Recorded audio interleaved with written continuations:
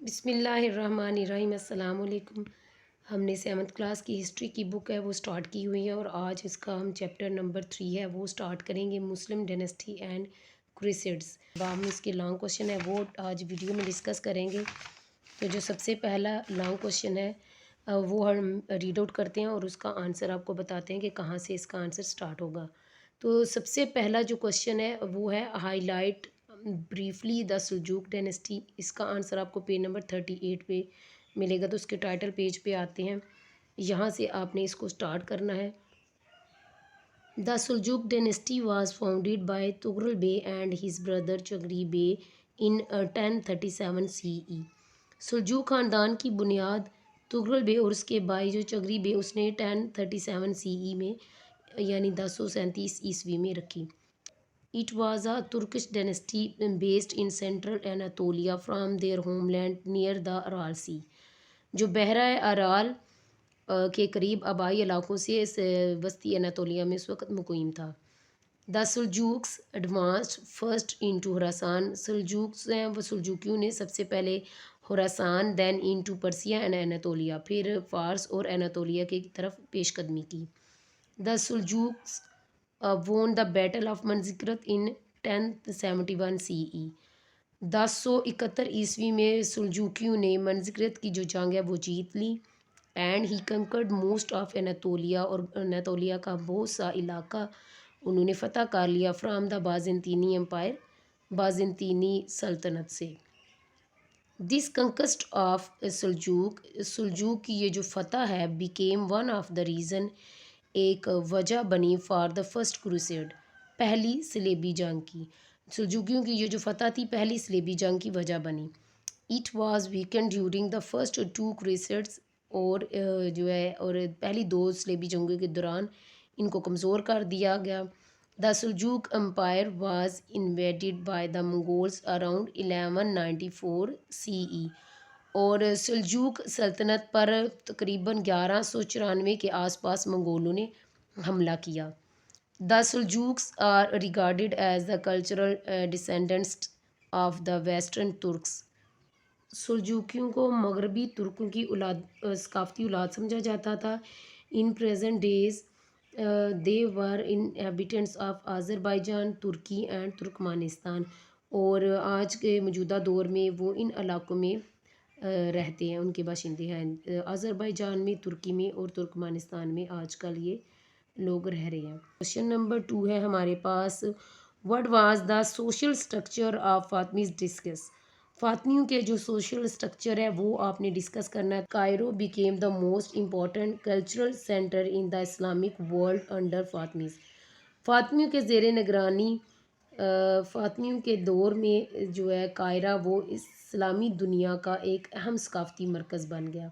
It was the major centre for the production, اور یہ ان جو آپ کو نیچے چیزیں بعد میں آپ کو میں بتاتی ہوں، ان کی تیاری کا ایک اہم بڑا مرکز بن گیا تھا، اور ان میں کون کون سی چیزیں تیار کی جاتی تھی؟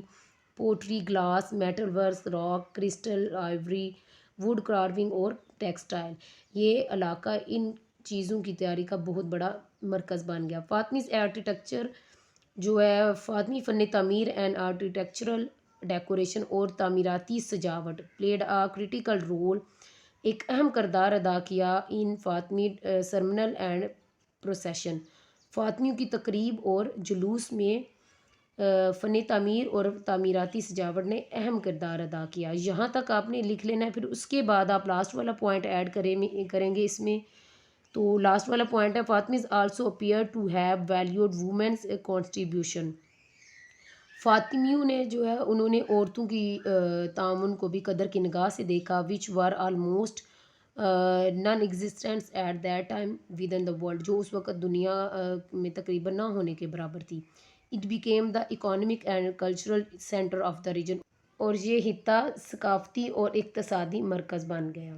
Right a note social structure of Ayyubi dynasty. پہلے ہم نے فاطمیوں کے بارے میں پڑھا ہے، اب ہم ایوبیوں کے بارے میں ان کے سوشل اسٹرکچر کے بارے میں پڑھیں گے، تو جس کا آنسر آپ کو پیج نمبر 44 پہ ملے گا۔ یہاں سے آپ نے سٹارٹ کرنا ہے۔ Ayyubi region was an era of social and economic prosperity. جو ایوبی دور تھا وہ سماجی اور اقتصادی دور تھا، خوشحالی کا دور تھا۔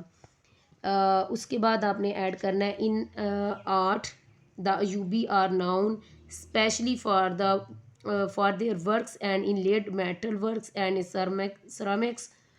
جو فن آرٹ میں ایوبی جانے جاتے تھے خاص طور پر جو ان کے جڑی ہوئی دھاتوں کا کام تھا اور سرامکس تھا، پارٹیکولرلی خاص طور پر لسٹر چمکدار اینڈ انڈر گلیز پینٹڈ وارس، خاص طور پر چمکدار اور انڈر گلیز پینٹ شدہ برتنوں کے میں وہ یہ ایوبی زیادہ تر جانے جاتے تھے.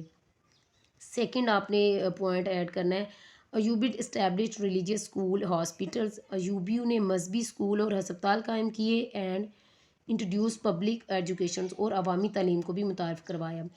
سلطان Salahuddin Ayyubi and his successors were patrons of art and science. جو صلاح الدین ایوبی اور اس کے جو جانشین تھے وہ آرٹ اور سائنس کے سرپرست تھے.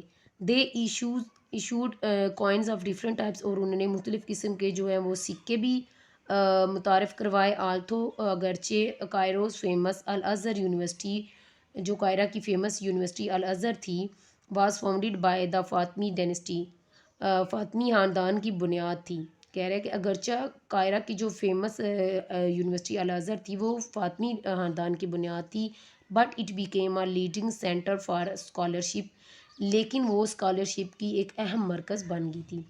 Eventually gaining the reputation as the premier institute of learning in the Muslim world under the Ayyubi, جس نے آخرکار ایوبیوں کے دور میں مسلم دنیا کے اعلیٰ جو تعلیمی ادارے تھے نا ان کے طور پر اس یونیورسٹی نے شہرت حاصل کی. The Ayyubi dynasty had a transformative effect on the region. جو ایوبی خاندان نے خطے پر ایک تبدیلی کا اثر ڈالا.